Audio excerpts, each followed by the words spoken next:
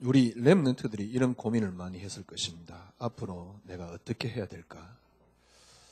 아마 이런 고민을 하지 않는 렘넌트가 있다 그러면 아마 살아있는 것이 아니라고도 볼 수 있겠죠. 앞으로 어떻게 내가 해야 될 것이냐. 그럴 때 가장 이렇게 가까이 다가오는 단어가 뭐냐니까 의지를 높여야 되겠다라는 단어이겠지요. 어떻게 살아가야 될 것인가. 아마 세상 사람들도 다 마찬가지일 겁니다. 우리 크리스찬들도 다 마찬가지일 겁니다. 어떻게 살아가야 될까? 어떻게 하면 잘 살 수 있을까? 잘 살 수 있을까라고 할 때 통상적으로 제일 많이 듣는 이야기가 뭐냐니까 의지를 높여라라는 것입니다. 사실은 어떤 면에서는 그 말이 맞지요. 왜냐니까 의지를 조금만 높여도 금방 이렇게 어떤 부분에 도달할 수도 있으니까요. 그래서 이런 말도 있지 않습니까? 하늘은 스스로 돕는 자를 돕는다. 이 말은 의지를 높일 때 하늘도 우리를 돕는다. 그런 말이 되겠지요. 또 이렇게 많은 그 글들을 보면 결국 뭘 이야기를 하냐니까 네가 이렇게 조금만 더 이렇게 노력을 하면 된다. 이 말은 의지를 높이면 된다. 그런 말이거든요. 그러니까 이렇게 어디 학생들 보면 보통 슬로건이 하면 된다. 나는 할 수 있다. 이런 것들이 가장 우리 학생들에게 다가오는 어떤 슬로건이 되어 있지요. 이 말은 무슨 말이냐니까 너는 할 수 있는 사람 아니냐. 그러니까 할 수 있다고 자꾸 생각을 해라. 이 말은 무슨 말이니까 의지를 높여라. 그런 말이 되겠지요.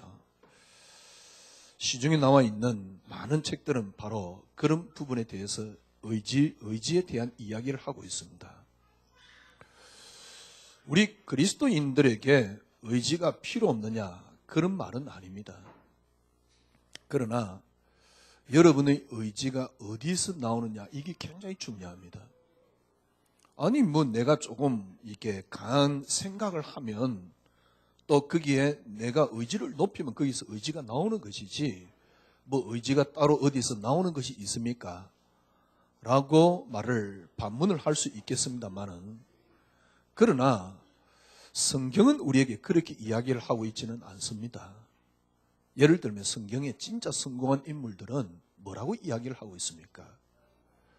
예를 들면 다윗 같은 경우 우리가 너무 잘 아는 시편 23편에 보면 여호와가 나의 목자시기 때문에 내게는 부족함이 없다. 여러분 그게 우리에게서 나오는 의지라고 생각합니까? 그건 우리에게서 나오는 의지가 아닙니다. 여호와가 나의 목자기 때문에 내게는 부족함이 없단 말이죠.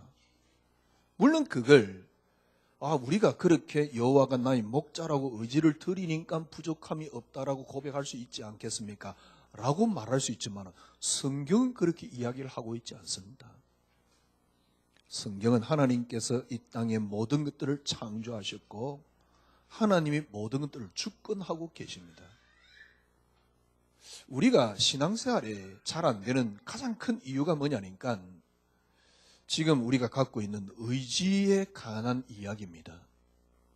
우리가 의지를 드리면 되어진다라고 생각을 합니다. 그러나 성경은 그렇게 이야기를 하고 있지 않습니다. 바꿔 이야기하면 의지가 약한 사람들은 절대 믿음을 드릴 수가 없어요. 의지가 약한 사람들은 결국 신앙과 인생의 낙오자가 됩니다. 그런데 성경에는 그렇게 말하고 있지 않습니다. 예를 들면 하나님이 모세를 불러가지고요, 모세를 보고 이 이스라엘 백성들을 데리고 나가라 그랬어요. 근데 굉장히 의지를 굉장히 다져서 그런 게 아닙니다. 하나님이 구체적으로 모세의 발걸음을 완벽하게 인도하고 모세의 발걸음을 하나님께서는 쉽게 말하면 하나하나 지적하면서 다 인도를 하고 계십니다.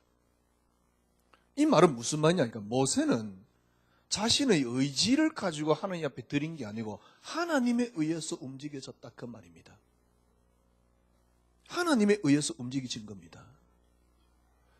그러면 우리는 의지가 필요 없습니까? 그게 굉장히 큰 실수가 될 수 있습니다. 알미니안과 칼빈주의의 가장 나눌 수 있는 게 뭐냐니까 알미니안은 뭐라고 이야기를 하냐니까 우리가 타락을 했는데 타락을 할 때 우리에게는 아직도 의지가 남아있다. 자유의지가 남아있기 때문에 인간 스스로 무엇이든지 할 수 있다라고 말하는 게 알미니안입니다. 그러나 칼빈주의는 그렇지 않습니다. 아니 목사님은 장로교 신학대학을 나왔으니까 칼빈주의를 이야기를 하지 그럼 감리교는 알미니안이 맞다라고 이야기를 하는데 그 어떤 게 정말 맞는 겁니까? 여러분 성경을 자세히 보세요. 예를 들면 로마서 3장 23절 모든 사람이 죄를 범하였다 그랬습니다. 창세기 5장 21절 창세기 8장 5장 6절 8장 21절에 보니까 뭐라 했습니까? 사람은 어려서부터 생각하고 계획하는 게 항상 악할 뿐이다 그랬어요. 그리고 성경의 많은 부분이 그걸 이야기를 하고 있습니다. 에베소 2장 1절에 보니까 허물과 죄로 죽어 있는 상태입니다. 그러니까 칼빈주의가 맞죠. 인간은 완전 타락되었다 그 말이에요. 그런데 알미니아는 뭘 주장하냐니까 본래 우리 인간이 타락되었지만은 창조할 때 의지를 줬지 않냐, 자유의지를. 그래서 인간은 스스로 선택을 할 수 있다라고 말을 하는 겁니다. 그러나 성경은 그렇게 되어 있지 않습니다. 하나님이 우리를 선택하는 겁니다. 한마디로 말하면 그럼 우리에게 의지가 필요 없단 말입니까? 이런 말은 아닙니다. 여러분 진짜 신앙생활 편하게 하는 비결이 있습니다. 그게 뭐냐니까 주님으로부터 나오는 의지입니다. 여러분 그때부터 여러분이 하고 있는 게 신앙생활이라고 생각을 하면 됩니다. 그 이전에는 신앙생활이 아닙니다. 아니 목사님 신앙생활이 아니면 뭡니까? 여러분이 교회를 열심히 다니고 뭐 그렇게 하지만은 제가 보기에는 신앙생활 아닙니다. 그건 종교에 가깝습니다. 그거는 주가 여러분이 되어 있지 주님이 주가 되어 있지는 않습니다. 주님이 여러분을 만약에 움직인다고 생각을 해보십시오. 그러면 여러분 신앙생활이 너무 쉽습니다. 그러니까 그리스도에 의해서 내가 해지고 움직여진다고 생각을 해보십시오. 거기에는 물론 거기에 우리의 의지도 필요하지만은 거기는 먼저 발동하는 게 있습니다. 그게 뭐냐니까 주님이 주시는 힘부터 먼저 발동하는 겁니다. 바울은 어떻게 표현하고 있습니까? 내게 능력 주시는 자 안에서. 이 말은 무슨 말입니까? 주님이 힘을 주시면 나는 할 수 있단 말입니다. 이거는 수동이 아닙니다. 피동입니다. 내가 하는 게 아니고 주님이 하신다 그 말입니다. 여러분 이렇게 되면 진짜 여러분 승리합니다. 이 땅에 성공한 사람들은 의지가 굉장히 강한 사람입니다. 한마디로 말하면 성공과 실패가 어디에 달려있느냐? 의지 약한 사람은 다 실패하게끔 되어 있습니다. 만약에 그렇다 그러면 하나님 필요 없습니다. 만약에 내가 성공을 했다? 그 자체도 하나님으로부터 나오는 것이지 그렇다 그러면 우리는 하나님 믿을 이유가 없습니다. 아니 목사님 그러면 하나님 믿지 말고 그러면 되지요. 하나님 분명히 계십니다. 어떻게 하나님 안 계시다고 이야기를 할 수 있습니까? 일부 때도 말씀드렸듯이요. 인간의 기운이 진화라고 생각합니까? 하등 동물에서 고등 동물로 진화되었다. 또 그럼 우주의 기운을 어떻게 이야기하냐? 우연히 말도 안 되는 이야기. 아니 목사님 이 땅이 창조한 거와 그 다음에 과학의 연대가 안 맞는데요? 예, 안 맞을 겁니다. 그래서 많은 신학자들이 고민했습니다. 왜 과학의 연대하고 이 땅의 연대가 안 성경의 연대가 안 맞을까? 많은 사람이 고민을 했어요. 신학자들이 고민하다가 그걸 이제 맞춘 겁니다.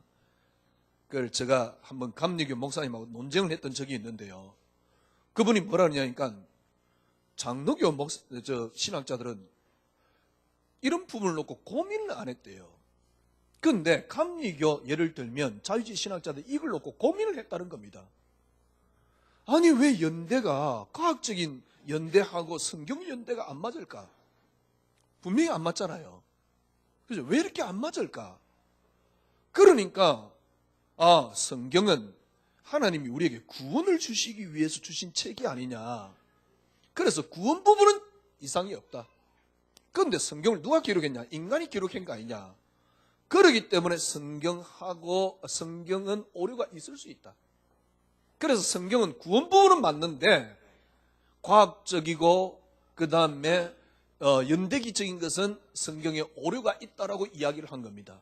그래서 나온 말이 뭐냐니까 성경은 성경에 하나님 말씀도 있다라고 이야기를 한 거예요.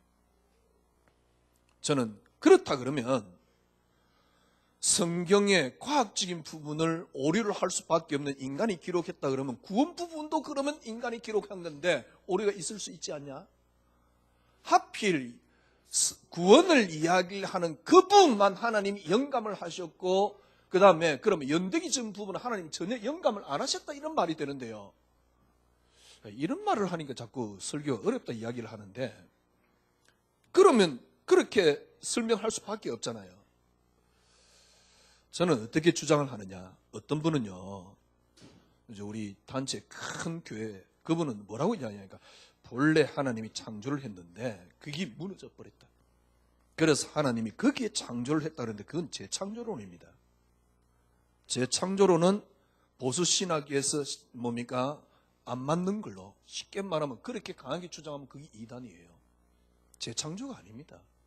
그러면 하나님이 처음에 창조했단 말인데 무슨 말이냐? 저는 어떻게 주장하고 싶으냐? 하나님은 옥년된 모습으로 얼마든지 창조하실 수 있다는 사실. 하나님이 창조했을 때 아무 연대가 없다고 생각을 하는데 물론 그럴 수도 있습니다. 그러나 하나님은 옥년된, 천만년 된 모습으로 얼마든지 하나님은 창조하실 수 있습니다.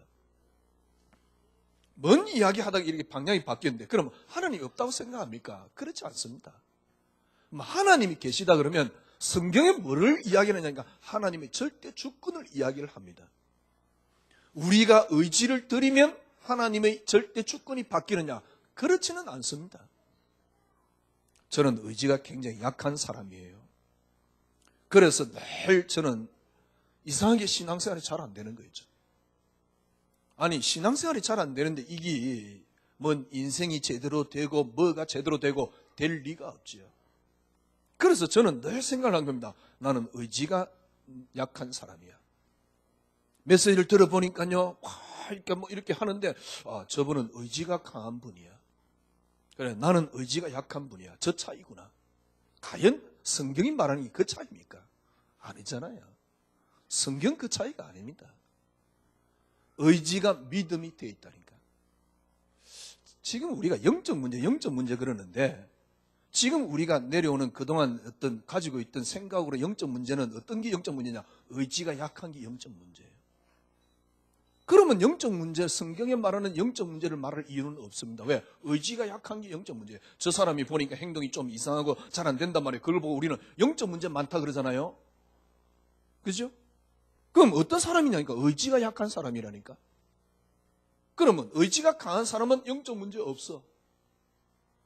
그러면 쉽게 말하면 그리스도가 왜 필요합니까? 의지가 강하면 영적 문제 없는데 성경은 그 이야기를 하는 게 아닙니다.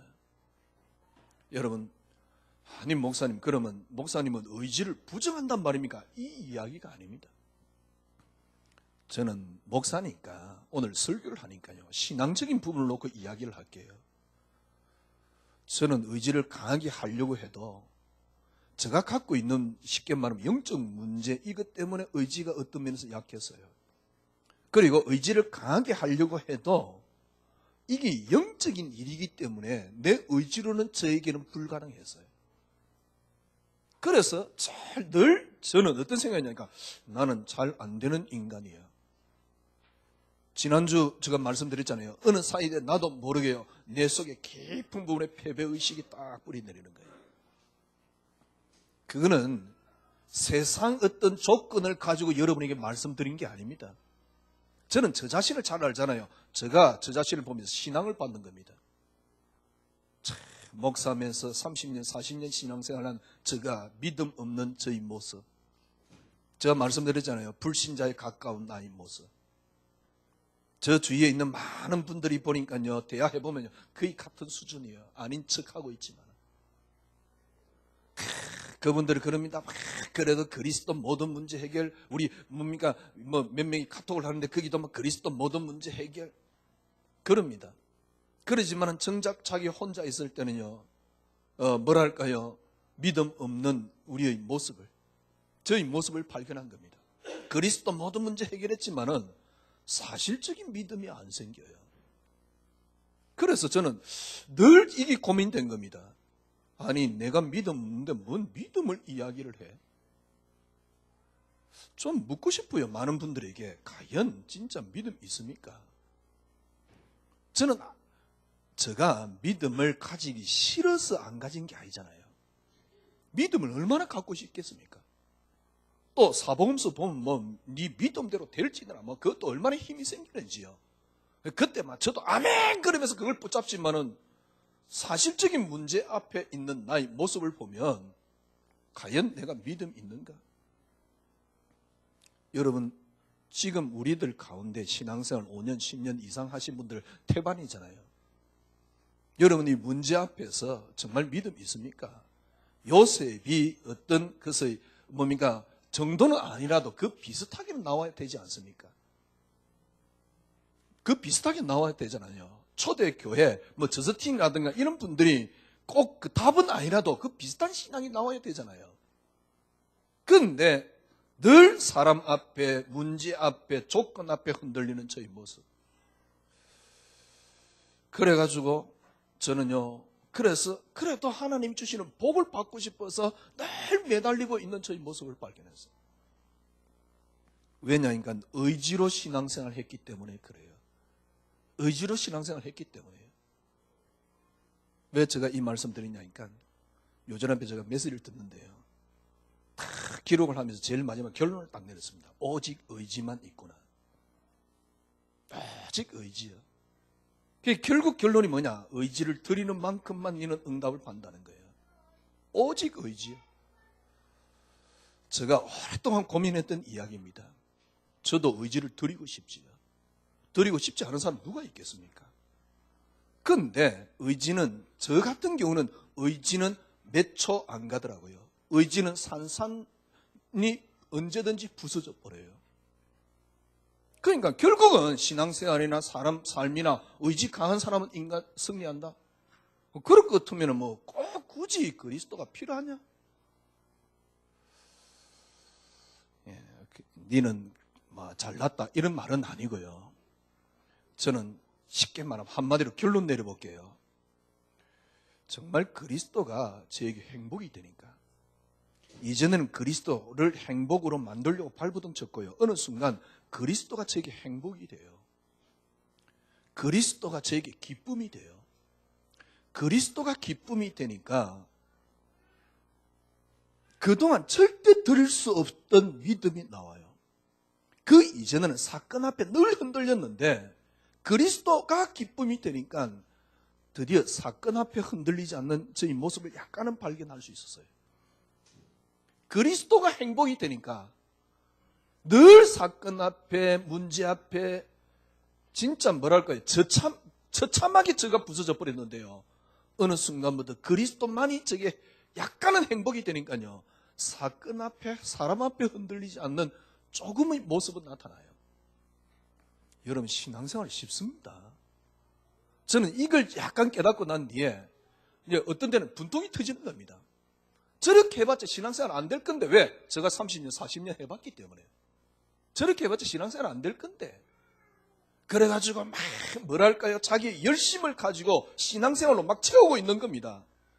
그런데 정작 문제 앞에, 사건 앞에 아무 힘없는 크리스찬들 사회에 나가보세요. 그러니까 좀 나쁘게 이야기하면 이상하게 굳어져 있어요. 이상하게 굳어져 있는 모습이 뭐냐니까 사회에 나가면 100% 실패할 인간으로 딱 굳어져 있습니다.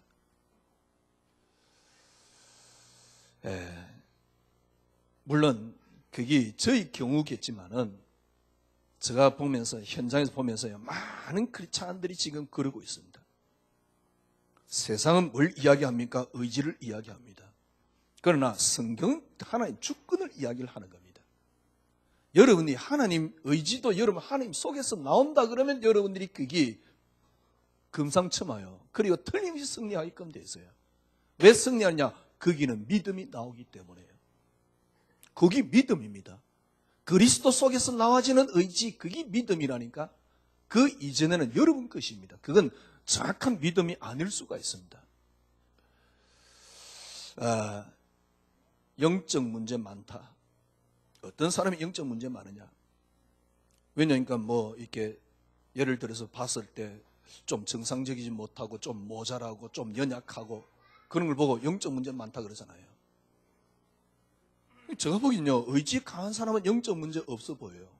그게 과연 영적 문제 없는 겁니까? 그러면 전부 다 의지를 강하게 다져야 돼요. 그래서 의지를 강하게 다지기 위해서 나를 컨트롤하는 뭔가에 빠져야 돼요. 그게 자칫 잘못하면 지금 기도가 되어 있다니까? 나를 컨트롤하는 게 그게 기도가 되어 있어요. 제가 보기엔요 이거는 신앙에 굉장히 위험한 겁니다. 제가 보긴 그래요. 진짜 저도 이런 말 하고 싶지 않아요. 저라고 이런 말 하고 싶겠습니까? 하면서도 솔직한 얘기로 하고 싶지 않은 하면서도 하고 싶지 않은 이야기입니다. 그런데 말할 수밖에 없잖아요. 여러분 이전부터 우리가 메시지 들어왔던 것 중에 이런 말이 있습니다. 깨닫기만 하면 역사 일어난다. 예, 그렇습니다. 제가 깨달았습니다. 그런데 그 깨달음은 절대 내게 사실이 안 됩니다. 왜? 의지가 약하기 때문에. 당장 깨닫습니다. 그래 말이야, 이 문제구나. 그런데 그 깨달음은 내게 사실이 안 됩니다. 왜? 의지가 약하기 때문에. 하나님의 은혜를 받습니다. 은혜를 받아봤자 모르겠어요. 몇 초 안 가요. 그렇기 때문에 늘 뭐가 필요하냐니까 또 특별한 하나님의 은혜가 필요합니다. 그래서 많은 사람들이 그 은혜를 쫓아서 지금도 방황하고 있어요. 제가 이렇게 우리 강남 지교에서 다락방 할 때 오신 한 분이요. 저에게 무슨 카톡을 보냈어요. 어떤 분 목사님인데 설교를 들어보라 그 말이에요. 들어보니까 이렇게 하나님 말씀에 대해서 이렇게 이야기를 해요. 제가 그래도 하나는 다 들어봐야 되겠다 싶어서 하나를 다 들어봤어요. 예, 그 목사님 나름대로 뭔가를 갖고 있어요. 그런데 제가 보기에는 아니에요. 그런데 그분은 이제 저에게 충고하듯이 꼭 들어보시라면서 충고하듯이 이렇게 메시지를 보냈어요. 왜냐니까 자기가 이제 은혜 받았다 그 말이에요. 정말 다른 특별한 은혜가 필요하다. 그래서 끊임없이 사람들은 방황하고 있습니다. 여러분, 주님이 원하는 신앙생활은 뭐냐? 하나님이 이 땅의 주권자입니다. 당신이 주권한단 말은 무엇입니까? 우리의 생각과 마음과 모든 것들을 당신이 컨트롤하신다 그 말입니다. 그렇지 않으면 절대 주권이라는 단어를 쓰시면 안 되지요.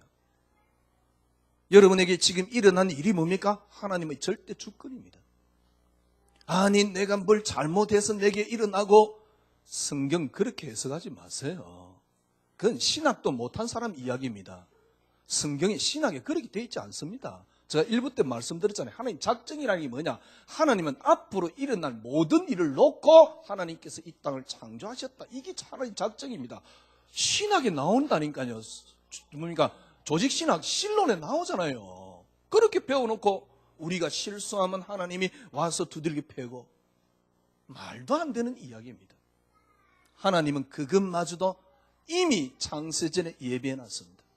그것마저도 하나님의 작정 속에 일어날 모든 일을 놓고 하나님이 우리를 작정하셨다. 이게 하나님 작정입니다. 그래야지 하나님이 되지. 그러지 않으면 그게 하나님이 될 수 있습니까? 그래서 제가 말씀드렸잖아요. 그러지 않으면 전부 다 귀신 수준이라니까. 우리가 뭘 하면 뭘 하시고 그건 귀신 수준이요. 하나님은 그런 분 아닙니다. 너무 하나님에 대해서 오해를 하시는 거예요. 그러면 우리가 뭘 하는데 하나님이 안 하십니까? 이 이야기가 아니에요. 우리가 뭘 하도록 하나님이 하셨다는 사실입니다.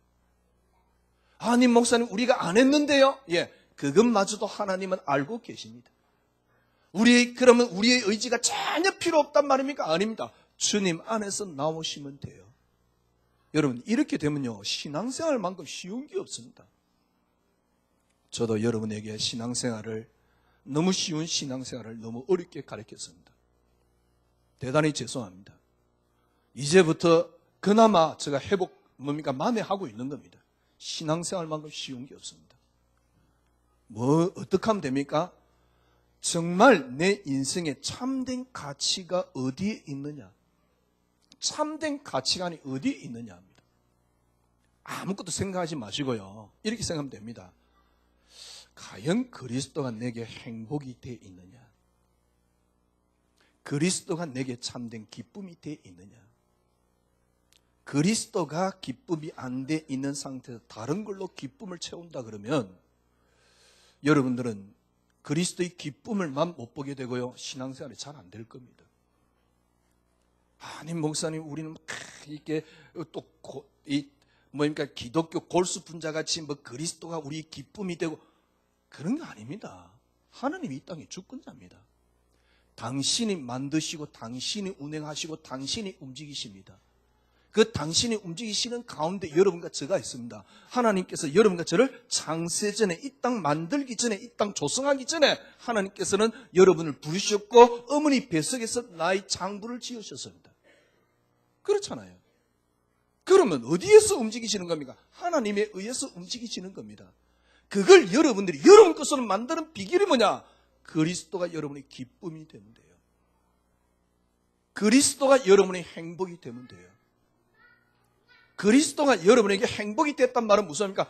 내 인생의 참된 가치가 발견되어졌다 그 말입니다. 그동안 우리는 이런 메시지를 많이 듣습니다. 버려라. 정말 버릴 힘 있습니까? 간단합니다. 어떻게 하면 버릴 수 있습니까? 버리라 이야기 이제 그만하면 좋겠어요. 뭘 그렇게 버릴 게 있다고요? 버려라 간단합니다. 여러분 스스로 한번 생각해 보십시오. 이걸 보니까요 신앙생활 분명히 방해된단 말이에요. 그래서 내가 버려야 되겠다. 지금 우리 렘넌트들 가운데 그런 경우가 참 많지요. 버려야 되겠다. 보니까 또 이렇게 아침에 읽는데 보니까 또 버리라 그래 샀네. 막 이제 버려야 되겠다. 여러분 간단합니다.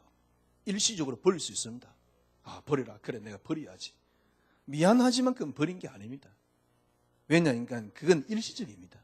잠깐 버릴 수 있습니다. 나도 모르게 여러분 스스로도 모르게 어느 사이에 여러분에게 반드시 찾아와 있습니다. 어떻게 하면 버릴 수 있습니까? 간단합니다. 진짜 더 좋은 게 있으면요 그거는요 버려지게 됩니다. 그렇잖아요. 버려지게 된다니까. 이런 비유를 들어서 죄송합니다만은 여러분에게 똥차가 있다고 생각합시다. 똥차? 하여튼 간에 안 좋은 차가 있다고 생각합시다. 근데 새 차가 여러분에게 왔어요. 그러면 그 나쁜 차는 어떡합니까? 야 그거 버리지 마라. 그래도요 나쁜 차는 버립니다. 내게 더 좋은 게 있으면 버리지 말라고 사정사정해도 갖다 버립니다. 그런데 더 좋은 것이 안 찾아왔는데 버리라고 하니까 그래서 고통스러운 거예요. 많은 사람이 이걸 신앙생활이라고 하고 있다니까. 그래서 버리는 의지를 강하게 다지고 있는 겁니다. 의지 강한 인간은 또 신앙생활 또 되는 것 같이 보여요. 그건 신앙생활 아닙니다. 그러면서 그걸 내게 버리는 또 방법, 법칙을 또 하나 만들어 놨어요. 그게 무슨 기도가 되어 있다니까. 역시 저 설교가 좀 어렵죠. 지금 비비꼬아서 하는 소리라 좀 어려울 겁니다. 진짜 좋은 게 여러분 내게 있으면 다른 거는 버리지 말라 그래도 버립니다. 진짜 좋은 게. 여러분, 여러분의 근원은 그리스도입니다. 정말입니다. 그리스도 안에 모든 게 다 들었습니다. 신앙생활을 하려고 할 필요 없습니다. 오늘도 보니까 어디 뭐 놀러 갔는지 또 안 보이는데 신앙생활 그렇게 하려고 할 필요 없습니다. 그런데 그렇게 놀러 다니면 또 이 메시지를 곡해하는 거예요. 왜냐니까 잘못하면 저도 밥줄 떨어지게 생겼으니까. 농담입니다만은 전혀 안 웃네요. 너무 심각하게 이야기하니까 안 웃는가 봐요. 여러분, 진짜 좋은 게 있다. 여러분, 식사 한번 해봤잖아요. 진짜 맛있는 걸 먹어보면 웬만해가 다른 걸 잘 못 먹습니다. 먹되 억지로 먹습니다. 그러니까 소화도 안 되고 문제가 생기는 거거든. 진짜 맛있는 거 먹어보면요. 그렇잖아요. 진짜 좋은 것을 가보면 웬만한 다른 것을 별로 가고 싶지 않습니다. 마찬가지입니다. 그리스도가 여러분의 근원이기 때문에 그게 여러분의 행복이기 때문에 됩니다. 아니 목사님 우린 크리스찬이니까 그리스도를 행복으로 만들자. 아닙니다. 거기서 모든 게 시작되었습니다. 그리스도로 말미암고 그리스도를 위하여입니다. 하나님은 여러분을 그렇게 만들어 놨습니다. 그 그리스도로 여러분에게 모든 것들이 올 수 있도록 하나님 만들어졌습니다. 그리스도가 여러분에게 행복이 될 수만 있다면 성경은 딱 하나를 이야기를 하고 있습니다. 뭘 이야기를 하고 있습니까? 창세기 3장. 창세기 3장. 무슨 말입니까? 창세기 3장이란 말은 제가 오늘 창세기 2장 17절을 해석을 했죠. 하나님이 선악과 따먹을 뻔히 알면서 아담 하와에게 뭐라냐, 하와 보고 뭐라니까 선악과 따먹지 마라. 그럼 하나님이 이율배반적인 거예요. 따먹을 거 뻔히 알면서. 그런데 성경에 그렇게 기록되어 있다니까. 만약에 하나님이 선악과를 따먹을 줄 몰랐다. 하나님이 아닙니다. 귀신입니다. 수준은 귀신밖에 안 돼요. 지금 우리는 귀신 같은 하나님 믿고 있다니까. 하나님 그런 하나님 아닙니다. 선악과 이미 따먹을 줄 알았습니다. 그런데 왜 선악과를 따먹지 말란 말입니까? 선악과란 말은 무슨입니까? 행위언약입니다. 하나님이 인간에게 첫 번째 준 행위언약입니다. 행위언약의 허구성을 설명하는 거예요. 왜? 하나님이 우리 인간을 창조하시기 전에 여러분을 택했다니까. 그게 은혜 언약이요. 하나님은 은혜 언약 속에서 행위 언약을 준 거라니까. 왜? 행위 언약의 허구성을 설명하기 위해서. 그래서 그리스도다 그 말입니다. 조선말인데 굉장히 어렵죠. 그래서 그리스도다 그 말입니다. 무슨 말인? 그래서 창세기 3장이란 말은 무슨 말입니까? 그리스도여야만 한다 그 말입니다. 그리스도 한 분만을 하나님께서는 설명하기 위해서 그리스도를 줬다 그 말입니다. 그래서 창세기 3장 역사의 드라마를 꾸몄습니다. 하나님은 그리스도 아니고는 안 된다 그 말입니다. 그리스도가 아니고는 안 됩니다. 왜 그리스도가 아니고는 안 됩니까? 에베소 2장 1절 조금 전에 말씀드렸듯이 모든 뭡니까? 죄와 허물로 죽어 있는 상태입니다. 죽어 있는 상태가 저주입니다. 허물과 죄로 죽어 있는 상태, 그 상태가 뭡니까? 하나님의 진노 가운데 빠져 있는 겁니다. 그게 죄입니다. 여러분의 가장 큰 진노는 뭐냐? 하나님과 단절된 겁니다. 로마서 3장 23절에 보니까 모든 사람이 죄를 범하였음에 하나님의 영광이 이르지 못하더니 모든 사람이 죄인이라고 했습니다. 조금 전에 말씀드렸듯이 창세기 5장 창세기 6장 5절 6장 5절 8장 21절 어려서부터 생각하고 계획하는 게 항상 악할 뿐이라고 그랬습니다. 이걸 놓고 칼빈은 뭐라 그랬습니까? 칼빈은 인간은 완전 부패됐다. 전적 부패. 이것보다 더 강한 단어가 전적 부패지요. 완전히 부패되었다. 퍼펙트하게 완전 부패되었다. 하나님을 알 수도 없고 바라볼 수도 없을 만큼 인간은 완전 부패되었다. 그래서 그리스도여야만 한다 그 말입니다. 창세기 3장이란 말은 무엇입니까? 그리스도. 그리스도 아니고는 안 된다 그 말입니다. 그래서 그리스도 한 분을 줬다. 왜요? 그리스도가 아니고는 안 되기 때문에요. 성경의 많은 수많은 사건들 제가 말씀드렸잖아요. 홍해 430년 뭘 이야기입니까? 이스라엘 백성들이 좀 실수했더만 저주 주시고? 아닙니다. 그리스도 한 분 설명하기 위한 하나님의 드라마입니다. 아니 목사님 왜 그렇게 이야기를 합니까? 하나님께서 분명히 말씀했잖아요. 제가 하나님 작정, 하나님은 처음부터 그렇게 작정해 놓은 겁니다. 아니 목사님 우리에게는 아무것도 할 일이 없단 말입니까? 어찌 보면 할 일이 없어요. 하나님께서 여러분이 주시는 은혜가 있습니다. 그 은혜만 붙잡버리면 됩니다. 성경에 있는 모든 수많은 사건들, 제가 가인과 아벨 사건 이야기했잖아요. 왜 가인이 아벨을 죽였습니까? 그리스도 설명하려고. 아니 얼마나 억울합니까? 아벨 입장에서는 예수 붙잡았다는 증거로 뭡니까? 맞아 죽었는데 그게 하나님 은혜입니까? 그리스도가 은혜입니다. 그래서 그렇습니다.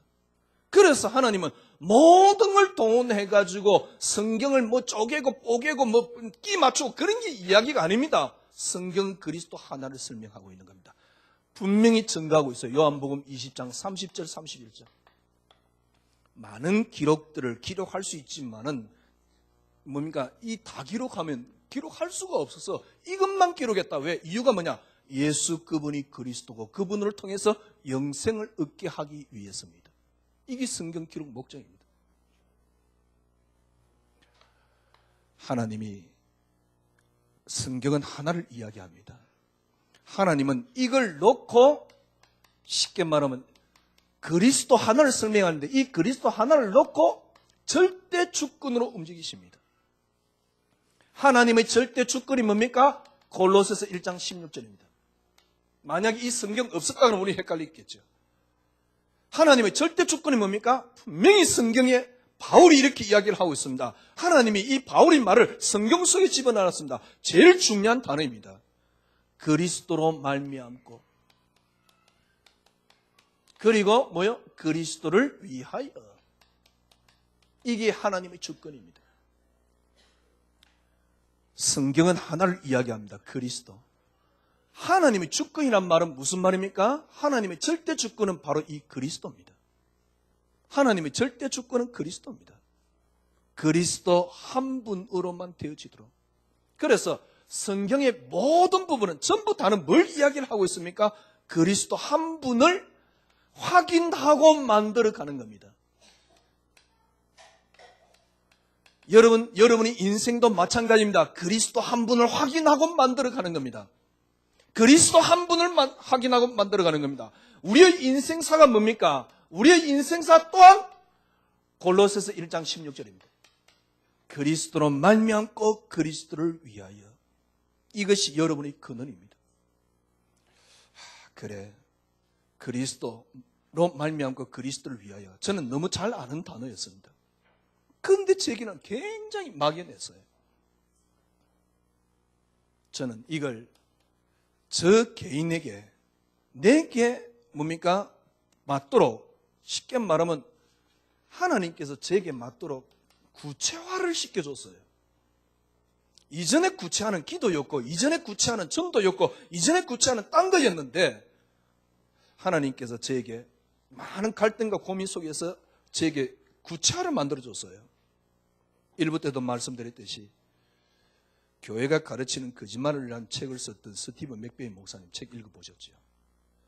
또 여러분 지저스 올이라는 책 읽어보셨죠?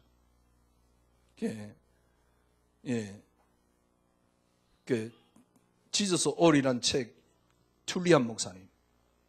근데 그분의 메시지 들어보면 특별히 이제 그 스티븐 맥베이 목사님 책 보면 그분이 한국에 지금 책 3권을 써놨는데요. 제가 다 읽어봤어요. 주로 이제 첫 번째 옛날에 쓴 책은 은혜에 관한 이야기입니다. 그분이 주장하는 게 뭐냐니까 우리가 주님을 위해서 살 수 없다. 우리가 주님을 위해서 살려고 하는 걸 다 포기해라. 오직 우리는 은혜로만이 가능하다. 그 은혜 속에서 나오는 힘의 능력으로 우리는 사는 것이다. 그분이 하는 이야기입니다. 맞잖아요. 그런데 그래 말이요. 은혜 속에서 사는 거야. 얼마나 은혜 됩니까? 그런데 그걸 내 것으로 만들 수가 없더라니까요. 그래, 은혜, 그래봤자 또 금방 무너져요. 저는 이걸 저 나름대로 저에게 구체적으로 하나님께서 만들어준 게 뭐냐니까 그게 그리스도만이 응답입니다. 그리스도만이 응답입니다. 이상하죠. 그리스도만이 응답으로 계속 제가 확인하고 또 어떤 면에서 외치니까요. 뭐가 나오느냐 하니까 여기서 그리스도만이 행복이 나와요. 여기서 그리스도만이 뭐가 나옵니까? 기쁨이 나와요. 이게 나를 움직이는 가치입니다. 제가 보기엔 이게 안 되면 신앙생활이 힘듭니다. 아니 목사님 신앙생활이 힘든데 지금부터 그러면 어떻게 하면 됩니까? 간단합니다. 뭘 하려고 하지 마시고요. 그리스도만이 응답. 제가 우리 박윤정 권사님 집에 가서 신방하면서 그랬어요. 뭐 경찰청에 막 지금 뭐 경찰 보고하면서 뭐 모이는데 아마 가서 포럼하면 또 헷갈릴 거다. 가지 마라. 아침에 뭐 했었는데 그거 하지 마라. 계속 한다는. 제일 빠른 길이다. 왜? 그 아웃사이드가 결국 나를 늦게 만든다. 물론 그것 또한 저 생각이겠지요. 하나님이 하시면 그렇게 하시겠지요. 하나님이 하시면 뭐 간단하지만은 제가 보긴 그래요. 옛날에 우리가 하던 신앙생활. 제가 말씀드렸잖아요. 일부러 박윤정 권사님. 20년 동안 남편 배우의 역사는 시아버지, 시어머니, 시댁 배우의 역사는 흑암 꺾였냐? 안 꺾이지 않냐? 꺾으라 이 말이 아닙니다. 정말 그걸 꺾기 이전에 내가 문제, 사건 앞에 나는 안 흔들릴 수 있는 자신이 있느냐? 자신이 있단 말 자체가 이상한데요. 자신이 있습니까? 그런데 흑암 꺾으면 뭐 하겠어요? 예를 들면 문제 앞에 내가 안 흔들린다. 흑암이 없습니다. 문제 앞에 흔들리니까 그 마귀 새끼가 언제든지 강한 뭡니까? 강한 존재로 늘 나에게 찾아와 있는 겁니다. 늘 마귀 새끼가 내게 강하게 찾아와 있는데 그걸 꺾는다고요. 그걸 꺾을 거 없어요. 문제 안 되면 그놈은 꺾여버린다니까요. 문제 안 되는 비결을 찾아내셔야 돼요. 특별히 이게 비결이 있느냐? 그 말이 아닙니다. 내게 진정 나를 움직이는 내게 참된 기쁨이 그리스도가 맞느냐는 겁니다. 여러분 오해할까 봐 자꾸 말씀드린 거예요. 이거는 기독교이기 때문에 특별하게 무슨 이렇게 집중적으로 하고 뭐 이렇게 강조하고 그런 이야기가 아니라니까. 본래 우리의 모든 근원이 그리스도고 그리스도로 시작되고 그리스도로 주님이 구속하셨고 그리스도로 끝이 냅니다. 당신이 오시는 그날 끝납니다. 그래서 하나님이 우리에게 근원 하나를 세워놨다니까요. 그 이름이 그리스도입니다. 이 속에 들어가라 그 말이에요. 오늘 본문 보십시오. 아브라함이 두 번째 의를 받았습니다. 어떻게 해요? 믿음으로 의롭다함을 받아서요. 그게 1절입니다. 그러므로 우리가 믿음으로 의롭다 하심을 받았으니 우리 주 예수 그리스도로 말미암아 하나님과 화평을 누리자. 이때 하나님과 화평이 되지요. 자, 두 번째 줄이 중요합니다. 2절입니다. 또한 그로 말미암아 우리가 믿음에 서 있는 이 은혜에 들어감을 얻었으며. 진짜 저는 지난번에 한번 읽었던 본문인데요. 이렇게 설교하면서 인용했던 본문인데 이번 주 읽으면서 읽을 때마다 진짜 놀랍니다. 뭐라고 표현합니까? 또한 그로 말미암아 우리가 믿음으로 서 있는 이 은혜에 들어감을 얻었으며. 그래서 뭐 한다고요? 하나님의 영광을 바라고 즐거워하느니라. 그렇습니다. 이 은혜 속에 들어감을 얻었으며 그래서 하나님 영광을 바라고 즐거워하느니라. 그러면서 3절에 뭐라 그랬습니까? 3절에 보니까 다만 이뿐 아니라 우리가 환난 중에 즐거워하나니. 환난 중에 안 흔들린다 그 말입니다. 이게 복음입니다. 요셉이 노예로 팔려갔는데 전혀 문제되지 않습니다. 10명의 자녀가 다 죽었는데 아직은 좀 까마득한 이야기로 들릴 수도 있지만은 저는 얼마든지 가능하다고 생각합니다. 조금씩 와닿습니다. 10명의 자녀가 다 죽고 전 재산이 다 날아갔는데 주신 자도 여호와시오. 여러분, 이거는 이 신앙에 들어가는 것은 굉장히 어려운 게 아닙니다. 그리스도가 행복이 되면 이 신앙에 들어갈 수 있어요. 이 신앙에 들어가는 건 특별한 게 아닙니다. 너무너무 행복하고 좋습니다. 그리고 모든 걸 다 볼 수 있고 모든 걸 다 얻을 수 있다니까. 진짜입니다. 모든 걸 다 볼 수 있고 모든 걸 다 얻을 수 있습니다. 그러니까 보세요. 뭐라 그랬습니까? 환난 중에 즐거워하나니. 환난이 인내를 인내에 연단은 소망을 이루는 줄 알미라. 우리가 앞으로 소망이 있기 때문에 환난을 참아냈다, 그런 이야기가 아닙니다. 소망이 뭡니까? 소망이 5절이라니까요. 소망이 우리 마음을 부끄럽게 하지 아니함은 우리에게 주신 성령으로 말미암아 하나님의 사랑이 우리 마음에 부음받음이, 이게 소망이라니까. 지금 환난이 일어났으니까 니는 앞으로 잘 될 거야. 니 예수 믿지 않냐? 예수 때문에 고난 당하니까 너는 앞으로 예수 때문에 고난 당한 그것 때문에 너는 승리하게 될 것이야. 네가 지금 감옥에서 잘 참으면 나중에 총리 될 것이야. 그런 믿음이 아닙니다. 정확하게 말하면 그 믿음이 아닙니다. 잘 참으면 네가 총리 되니까 지금 참았다? 성경을 너무 잘못 본 겁니다. 참아지는 겁니다. 더 이상 문제되지 않습니다. 제가 지금 이걸 여러분에게 지금 애타게 3년 동안 이야기를 하고 있는 거예요. 그래서 그리스도만이 응답이 되면 여러분이 신앙생활 되어진다니까.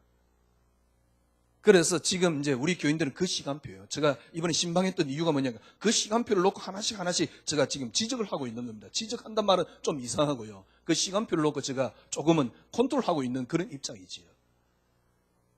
그런데도 뭐 신방 안 받겠다 하니 뭐 어쩔 수 없고, 신기하고 놀란 거는 우리 교인들은 뭐 신방 안 받겠대. 뭐 마음대로 하세요. 나도 막 가기 싫어요. 그러면 보세요. 신방 안 받아도 됩니다. 그리스도만이 응답이 됩니다. 보세요. 환난이 소망을 만드는데 그 소망이 뭡니까? 그리스도 예수 하나님의 사랑이 우리 마음에 부음받은 거라니까요.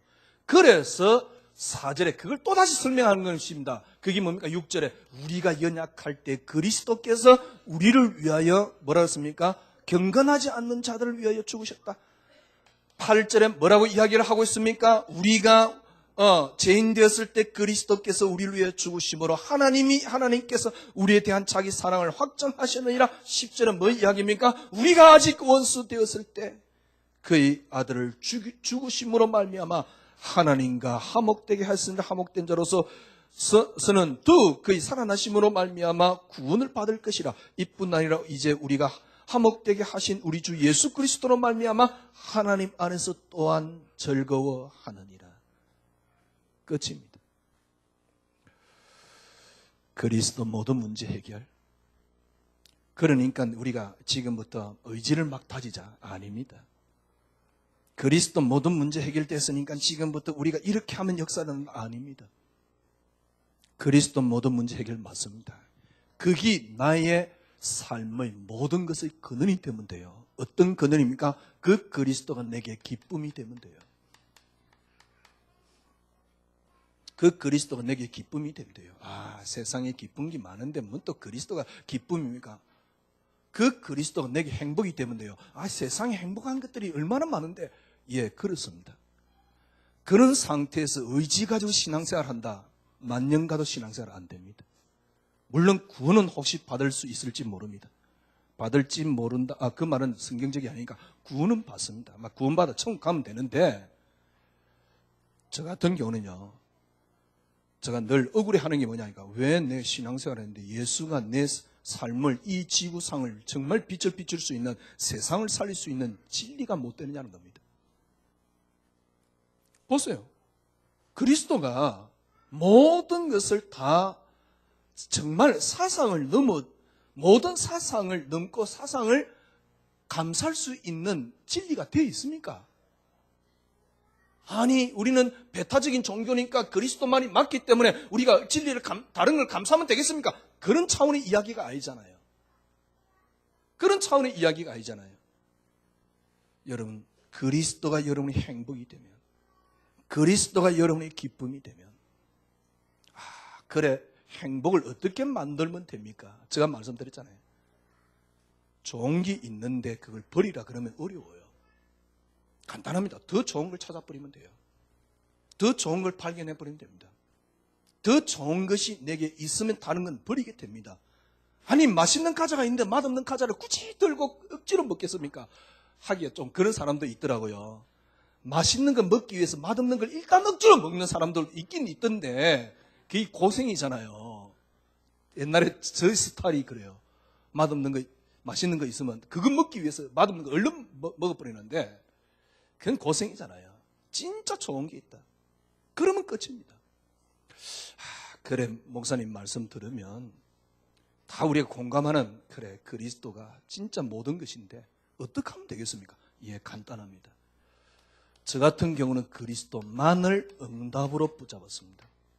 그래서 이 의도적으로 성공이 응답이 아니야, 축복이 응답이 아니야, 자녀가 응답이 아니야, 남편, 아내 응답이 아니야, 어떤 것도 응답이 아니야.